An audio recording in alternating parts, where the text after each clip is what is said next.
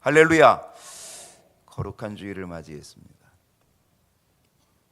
장마 기간 중에도 폭염이 있는 중에도 변함없이 주회전에서 또 거룩한 예배자가 되는 저와 여러분 축복하고 또 하나님의 큰 은혜가 임하는 시간이 되기를 소원합니다.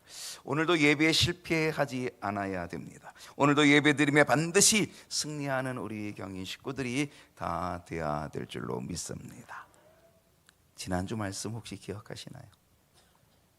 기억하시면 기적이고 기억 못하셔도 기적이고, 지난주 말씀은 예수님께서 주신 소망, 여전히 소망입니다. 주님이 주시는 소망, 그 부제는 예배였습니다. 예수님이 6월절에 성전에 올라가셨어요. 그리고 성전을 청결하게 하셨어요. 채찍을 만드셨어요. 예수님이 그렇게 화를 내시고 그렇게 행동하실 수 있었을까라고 할 정도죠. 어디서? 거룩한 성전에서. 무엇 때문에? 예배 때문에. 오늘도 우리 주님이 바로 이곳에서 우리의 모습을, 우리의 예배 드리는 모습을, 우리의 예배의 자세를, 우리의 예배의 마음을 주님이 보시고 주님은 어떠실까? 혹시 주님이 또 채찍을 하나하나 준비하고 계시는 것은 아닐까? 다 둘러 엎으려고 하시는 것은 아닐까? 오늘 예배에 실패하지 않고 예배에 성공하는 저와 여러분이 될 수 있기를 소원합니다. 오늘 7월 세 번째 주일입니다. 오늘도 함께 나눌 말씀은 소망입니다. 어떤 소망이에요? 거듭남의 소망입니다. 여러분, 거듭나는 게 뭔지 아세요? 거듭난다라고 하는 것이 되게 쉽기도 하고 또 어렵기도 하거든요. 거듭나는 게 뭐예요? 거듭나는 것 모르겠어요? 거듭이라는 말은 뭐예요? 거듭. 한 번 더. 거듭. 그렇죠? 난다는 거는 태어난다는 거거든요. 거듭난다, 거듭남이라는 거예요. 근데 우리가 한 번 나는 게 아니라 거듭 난다, 또 한 번 난다, 이런 얘기거든요. 거듭난다는 거죠. 자, 오늘 본문이 요한복음 3장입니다. 이 요한복음 3장에 한 인물이 등장합니다. 그 인물의 이름은 니고데모입니다. 이 니고데모가 예수님을 찾아왔습니다. 예수님을 찾아온 니고데모에게 예수님은요, 아주 의미심장한 말씀을 주십니다. 무슨 말씀이었을까요? 거듭나야 한다. 거듭나야 한다. 이거 아주 의미심장한 말씀을 주십니다. 여러분, 예수님께서 이 말씀을 니고데모에게 주시는 걸까요? 니고데모에게만 주시는 걸까요? 아니죠. 오늘 우리들에게도 우리 주님은 거듭나야 돼, 이거 말씀을 주고 있다는 사실입니다. 그렇습니다. 거듭나야 한다는 것. 예수님은 오늘 우리 모두에게 거듭남의 소망을 주시기를 원하십니다. 자, 오늘 제가 이 요한복음 3장 이 니고데모의 이야기를 통하여서 오늘 이 말씀이 우리에게 주는 영적인 교훈을 세 가지를 얘기하려고 합니다. 우리에게 주는 교훈이 뭘까? 그 첫 번째는 이것입니다. 한번 다 같이 읽어볼까요? 시작. 누구든지, 여러분, 이 누구든지에는 여러분도 포함되는 거죠. 저도 포함되는 거죠. 누구든지 거듭나야 한다. 여러분, 예수님을 찾아온 니고데모가 어떤 사람인가요? 사실은 평범한 사람은 아닙니다. 특출난 사람입니다. 뛰어난 사람입니다. 대단한 사람입니다. 무슨 말인지 아세요? 니고데모가 그렇게 평범한 사람은 아니에요. 요한복음 3장 1절을 보면 니고데모를 이렇게 소개합니다. 바리새인 중에 니고데모라는 사람이 있으니 유대인의 지도자라. 이 말씀을 보면은 니고데모는 어떤 사람이었다? 바리새인이었다. 여러분, 바리새라고 하는 게 뭔지 아세요? 바리새는 분리된다라는 거예요. 분리되었다라고 하는 겁니다. 뭐와 분리된 거예요? 세상과 분리됐다는 거예요. 세속과 분리됐다는 거예요. 한마디로 얘기하면 나는 죄와 상관이 없어, 나는 죄와 분리되었어, 나는 이 세상에 속하지 않았어 라고 하는 그런 자신만만한 단어가 바리새라고 하는 것입니다. 세상과 세속적인 것과 분리되었다는 겁니다. 여러분, 여기서 뭘 엿볼 수 있어요? 이거는 바리새인들의 열심입니다. 어떤 열심? 종교적 열심입니다. 그들은 세상에 물들지 않도록, 세상과 물들지 않도록, 세상과 분리되어지도록 아주 열심히 믿음을 가지고 아주 열심히 종교적인 삶을 살아가는 사람들, 바리새인입니다. 그래서 그들은 스스로 우리는 세상과 분리돼서, 우리는 속된 거와 분리돼서 우리는 거룩해, 이렇게 자부하는 사람들, 바리새인들입니다. 그들은 율법을 철저하게 지키는 사람입니다. 그리고 그 율법을 철저하게 지키며 살아가는 것을 그들의 인생 최고의 목표, 그들의 인생의 목표는 뭐예요? 자기들의 인생의 목표가 뭐다? 율법을 철저히 지키는 것. 그리고 이 율법을 철저히 지키는 것을 최고의 인생의 가치로 여기는 사람들이 바리새인입니다. 예수님 당시 바리새인들의 수가 약 6천 명 정도 된다 그래요. 수십만 명, 수백만 명에 비해서 여러분 6천 명은 커요, 작아요? 작아요. 특수 집단입니다. 6천 명밖에 되지 않는 이 바리새인들, 그들은 매우 엄격한 종교 생활을 하고 있는 사람들이다라고 하는 겁니다. 그러니까 그들은 자부심이 있는 거죠. 우리는 분리된 자야. 너희들과 달라. 우리는 세상에 속하지 않았어. 우리는 우리끼리 달라. 종교적인 열심. 여러분, 우리가 잘 알고 있는 사도 바울 있잖아요. 사도 바울.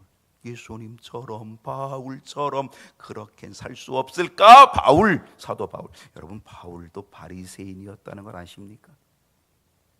그래서 그렇게 열심이었습니다.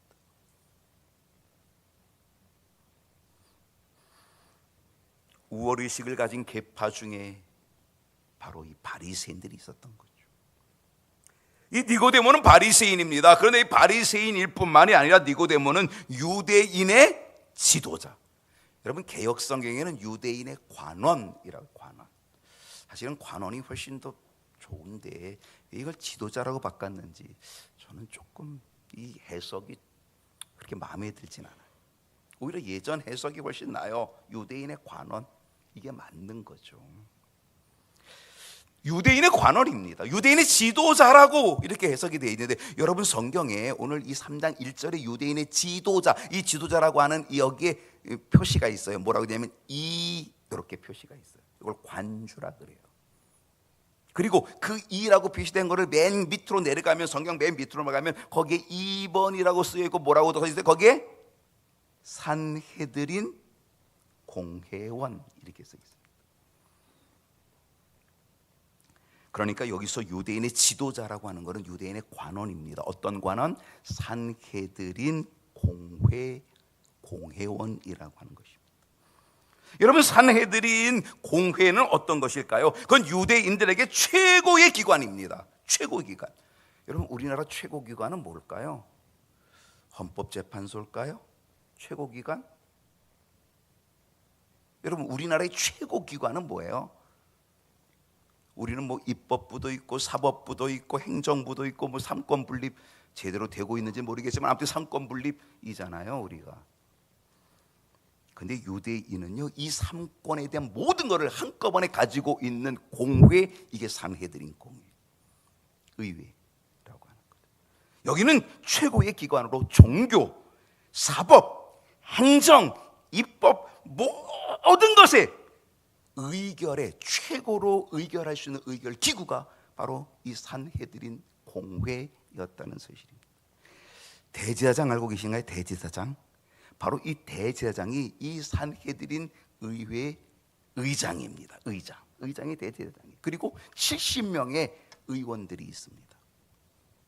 그 70명이 제사장 계열의 사람들, 사두개파 사람들, 장로들, 그리고 바리새인들, 서기관들, 율법학자들, 이들로 구성이 되어 있는 거예요. 70명으로 구성되어 있습니다. 오늘로 말하면 이 니고데모를 이렇게 말할 수 있습니다. 니고데모는 누구냐? 니고데모는 신학교 교수다. 니고데모는 누구냐? 신학교 교수이면서 대법관이야. 니고데모는 누구다? 신학교 교수고 대법관이고 국회의원이야 라고 하는 그 모든 직임을 다 가지고 있는 사람이 바로 니고데모였다는 거죠. 그런 니고데모가 예수님을 찾아왔다는 겁니다. 요한복음 3장 2절 상반절을 보게 되면요, 그가 니고데모가 밤에 예수께 와서, 언제 왔어요? 언제 왔어요? 밤에. 여러분은 낮에 오셨는데 니고데모는 밤에 예수께 왔습니다. 여러분, 왜 니고데모가 예수님을 왜 찾아왔을까요? 왜 찾아왔을까요? 그는 바리새인입니다. 정말 특별한 우월계층의 사람입니다. 종교도 열심히 대단한 사람입니다. 유대 공회원의 지도자로 율법을 철저하게 지키는 사람입니다. 최고의 종교적 삶을 살고 있었던 사람. 그런데 어때요? 그 안에는 채워질 수 없는 뻥 뚫린 구멍이 있는 거죠. 아무리 율법을 지켜도, 아무리 세상과 분리된 삶을 살려고 해도 그에게 채워질 수 없는 뻥 뚫린 구멍이 있는 거죠. 거기다가 예수님에 대한 소문을 들었습니다. 그래서 그는 예수님이 궁금해졌습니다. 그래서 예수님을 찾아오게 되었을 것입니다. 재밌는 것은 이 니고데모가 예수님을 찾아왔는데 그 찾아오는 때가 밤에 왔다는 거예요. 왜 밤에 왔을까? 왜 밤에 왔을까? 우리는 쉽게 생각할 수 있습니다. 그것은 그의 지위가 높았다는 것입니다. 세상 말로는 쪽팔릴까 봐. 속된 말로는 그런 겁니다. 그러니까 자기가 이렇게 지위가 높은데 예수님을 찾아왔다, 이건 창피하게 느껴지는 거잖아요. 그러니까 어떻게 수치심이 생겨지는 거잖아요. 그러니까 어떻게 밤에 남이 보지 않는 사람들의 눈을 피하기 위해서 밤에 예수님을 찾아왔을 가능성이 아주 큽니다. 그런데요, 그가 밤에 예수님을 찾아왔다는 것은 이 밤은 또 다른 사인이 있다고 봅니다. 어떤 사인이에요? 니고데모는요, 겉은 대단히 화려합니다. 유대인의 관원입니다. 최고의 의결기관을 담당하고 있는 70명 중에 한 사람입니다. 바리새인입니다. 분리된 자입니다. 그의 겉은 대단히 화려한 바리새인이고 유대 지도자였지만 그의 영적인 면은 지금 어떤 상태다? 캄캄한 밤이었다는 거죠. 겉은 화려하지만, 겉은 멋있어 보이지만 그의 내면은, 그의 속은, 그의 영적인 부분은 밤이었다는 거죠.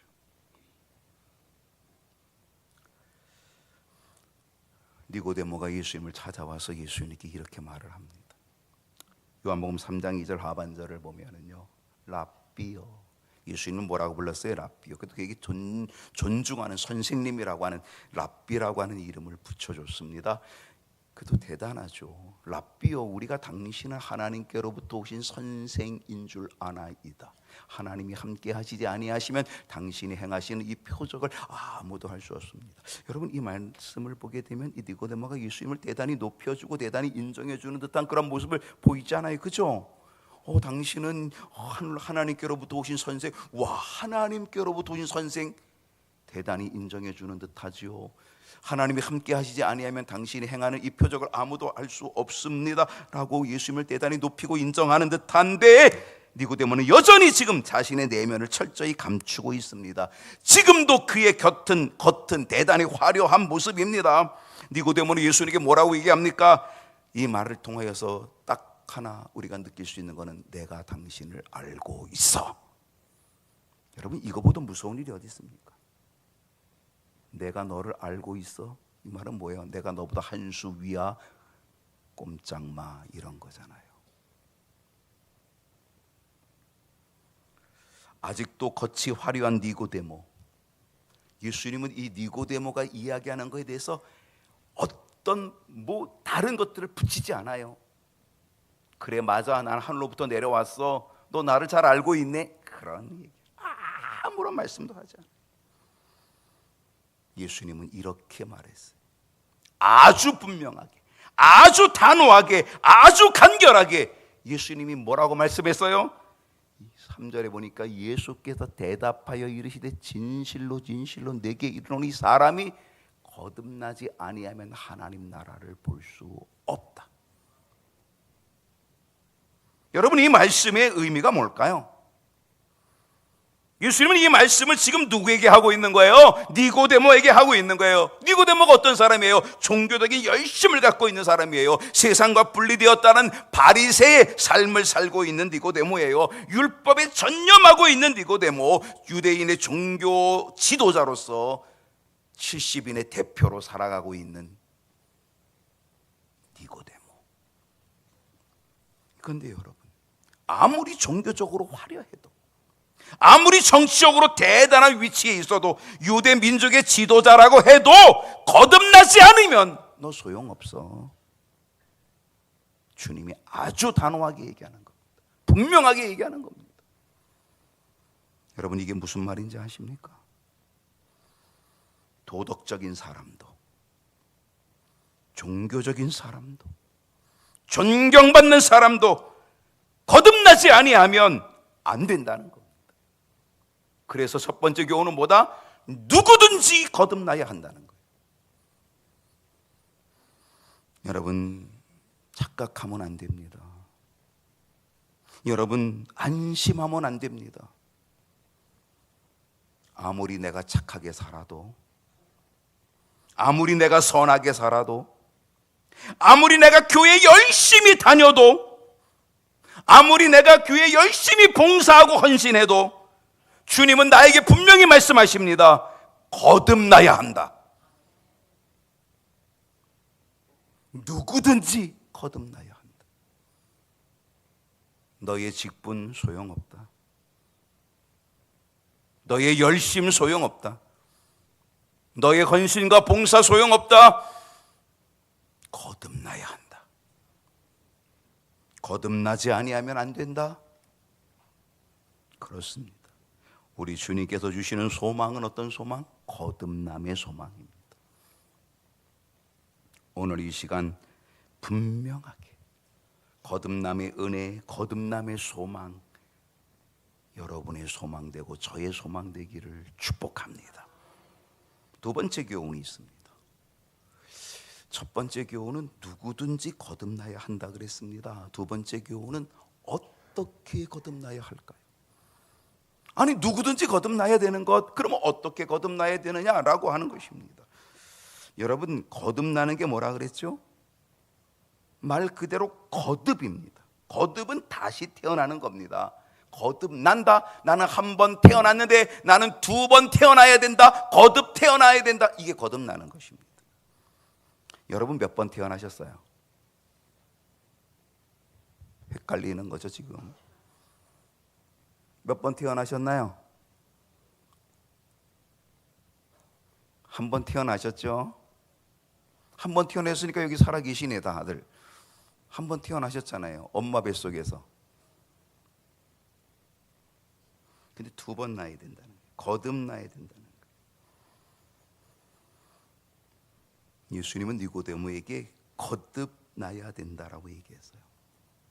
그랬더니 니고데모가 그 이야기를 듣고 깜짝 놀랐어요. 그리고 예수님께 뭐라고 물어봤는지 아세요?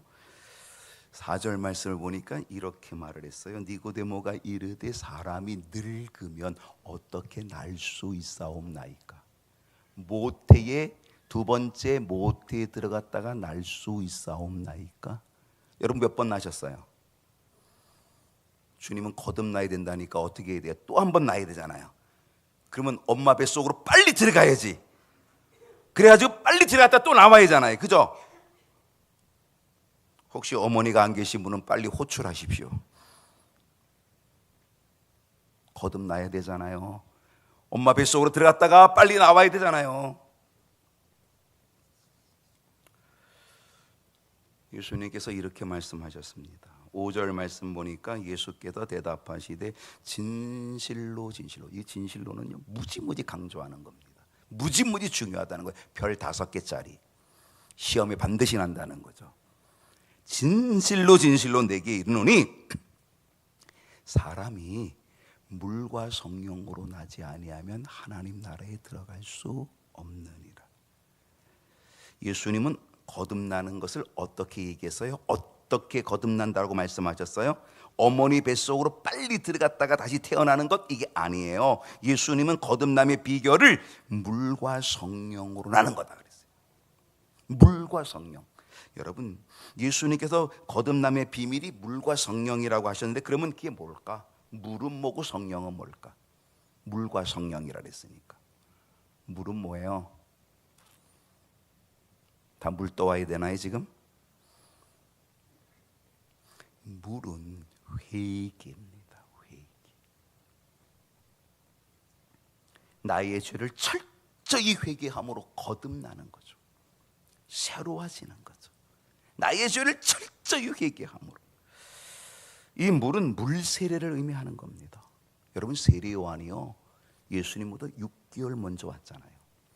활동도 그렇게 했잖아요. 이 세례 요한이 뭐라 그러냐면, 나는 너희에게 물로 세례를 베풀거니와 내 뒤에 오시는 분이 있다. 내 뒤에 오시는 예수님이 계신데 그분은 너희에게 무엇으로? 성령으로 세례를 준다. 바로 그거거든요. 물과 성령. 물은 물 세례, 회개의 세례를 의미합니다. 이 물로 세례를 주는 것에는 몇 가지 중요한 의미가 있습니다. 이 물이 가지고 있는 특성은 씻어내는 겁니다.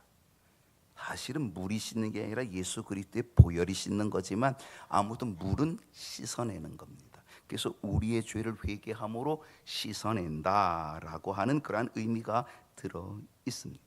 우리의 더러운 죄를 회개함으로 씻어내고 새롭게 된다라고 하는 겁니다. 여러분, 세례를 받을 때에 우리가 이 물을 어디다가 부어요? 머리 위에다 붓습니다. 어깨에다 부는 것 없습니다. 반드시 머리 위에다 붓습니다. 왜 머리 위에다 부느냐? 그것은 우리가 물속에 잠겼다라고 하는 사인입니다. 그래서 머리 위에 물을 붓는 것은 나는 물속에 완전히 들어갔다, 나는 물속에 잠겼다라고 하는 겁니다. 예수님은 요단강에서 세례 요한에게 물속에 잠기는 세례를 받습니다. 그 물속에 잠기는 그 뜻은 물속에 잠기는 그 순간에 나는 죽었다는 거죠. 첫 번째로 태어난 나는 죽고, 그리고 물속에서 나올 때 나는 다시 태어난다. 하나님의 자녀로 영적으로 다시 태어난다. 그게 바로 세례가 주는 의미거든요. 물 세례가 주는 의미다라고 하는 것입니다. 그러면 성령은 뭘까? 성령은 하나님의 임재와 능력의 역사가 성령입니다. 물로 회개한 사람은 성령의 인치심의 은혜, 성령의 인치심의 능력으로 영적으로 변화된 새 피조물, 하나님의 자녀의 새 피조물이 된다라고 하는 것입니다. 고린도후서 5장 17절에 사도 바울은 이렇게 얘기했습니다. 누구든지 그리스도 안에 있으면 새로운 피조물이라. 새로운 피조물, 다시 태어나는 새로운 피조물, 다시 만들어지는 새로운 피조물. 이전 것은 지나갔으니 보라 새 것이 되었다. 물속에 잠길 때에는 나는 죽고, 이제는 이전 것은 지나갔으니 나의 모든 죄는 다 지나갔으니 보라 새 것이 되었도다. 새 피조물이 되어서 하나님의 자녀로 다시금 거듭나 태어나는 것, 이게 바로 세례가 주는 의미라고 하는 거죠. 여러분, 거듭나는 것은요 육적인 변화도 있지만 정말 중요한 건 영적 변화입니다. 요한복음 3장 8절을 보게 되면은 바람이 임의로 불매, 예수님께서 이해를 돕기 위하여서 이 니고데모에게 한 예를 들어주셨는데, 이게 바로 이 8절입니다. 바람이 임의로 불매. 여러분, 바람 보셨나요? 못 보셨죠? 바람이 있어요, 없어요? 보지도 못했는데 어떻게 알아요? 느끼는 거예요. 바람은 눈에 안 보여요. 근데 뭐예요? 느껴지는 거예요. 바람이 있는 거 확실합니까? 분명합니까? 누구도 부인하지 못해요. 왜? 느껴지거든요. 체험이 되거든요. 성령으로 난 사람도 그렇다는 거예요. 그래서 성령으로, 물과 성령으로 난 사람과 이 바람의 이것을 비슷하게, 사실 이 바람이라고 하는 것들이 이 원어로 보면은 다 푸뉴마, 영 똑같아요. 성령, 바람 다 똑같은 언어를 쓰고 있죠. 예수님은 이 성령으로 거듭남의 이 모습을 바람으로 비유하는 거죠. 바람은 눈에 보이지 않아요. 보이지 않으니 없는 것 같지만 바람은 분명해요. 어떻게 알아요? 느껴요. 확실하게 느껴요. 바람은요, 흔적이 있어요. 나무가 흔들려요. 구름이 움직여요. 공기 흐름이 달라져요. 내 몸이 체험해요. 깨달아요. 이처럼 성령으로 거듭난 사람도요, 성령은 보이지 않지만 성령으로 거듭난 사람을 느끼게 돼요. 그 성령으로 거듭난 사람의 흔적을 볼 수 있어요. 변화된 삶이 보이고, 변화된 언어와 말이 보이고, 새로운 가치관으로 살아가는 그의 삶의 모습이 보여요. 그래서 성령 하나님이 함께 하신다 보이는 거죠. 그게 바로 거듭남의 모습인 거죠. 여러분, 거듭나는 것은 뭐라고요? 2번 나는 거라 그랬어요. 한 번은 어머니 뱃속에서 나는 거예요. 어머니 뱃속에서 육신으로 나는 거예요. 그래서 누구의 자녀가 돼요? 부모님의 자녀가 되죠. 육신으로 났으니까. 그래서 부모님의 자녀로 호적이 올라가는 거예요. 부모님의 뱃속에서 나와서 부모님의 자녀가 돼서 부모님의 자녀의 호적이 올라가게 되는 거예요. 근데 그게 거듭나는 게 아니라 한 번 더 나야 돼요. 그렇게 육신으로 난 사람은, 부모님의 자녀로 난 사람은 한 번 더 나야 되는데, 그것은 바로 육적으로 나는 게 아니라 이번에 영적으로 나서 성령의 능력과 은혜로 다시 나는 거예요. 그래서 누구의 자녀가 되는 거예요? 하나님의 자녀가 되는 거예요. 그게 거듭나는 거예요. 요한복음 1장 12절을 보게 되면, 영접하는 자, 곧 그 이름을 믿는 자들에게는 하나님의 뭐가 된다? 자녀가 되는 특권을, 권세를 주신다는 거죠. 요한복음 3장 6절을 보게 되면은요, 육으로 난 것은 육이요 영으로 난 것은 영이에요. 여러분, 이건 정말 놀라운 말씀입니다. 여러분, 아무리 우리가 거듭나도 육으로 거듭나는 것은요, 그냥 육일 뿐입니다. 엄마 뱃속에 들어갔다 또 나오고, 엄마 뱃속에 들어갔다 또 나오고, 또 나오고, 또 나오고, 그런 거 뭐예요? 그래도 그건 육이라는 거예요. 아무리 육으로 100번 나봐라, 그건 육이다. 거듭나는 건 뭐예요? 영으로 나야 된다는 거예요. 육으로 난 거는 그냥 육이야. 영으로 나야 돼. 이 영으로 나는 게 뭐예요? 바로 물과 성령으로 새롭게 하나님의 자녀로 되는 것, 그게 영으로 나는 건다라고 하는 것이죠. 물과 성령으로, 진정한 회개로, 성령의 능력과 은혜로 거듭난 영적 존재, 하나님의 자녀가 되는 그런 우리 모두가 되어야 될 줄로 믿습니다. 세 번째 교훈이 있습니다. 첫 번째 교훈은 뭐라 그랬어요? 누구든지 거듭나야 한다. 두 번째 교훈은 어떻게 거듭나야 하느냐? 물과 성령으로 거듭나야 한다. 그리고 세 번째 교훈은 뭐다? 무엇이 필요한가? 뭐가 필요한가? 여러분, 뭐가 필요할까요? 정말 거듭남에 필요한 것이 뭘까요? 믿음입니다. 뭐라고요? 믿음. 요한복음 3장 14절을 한번 다 같이 한번 읽어주실까요? 모세가. 시작.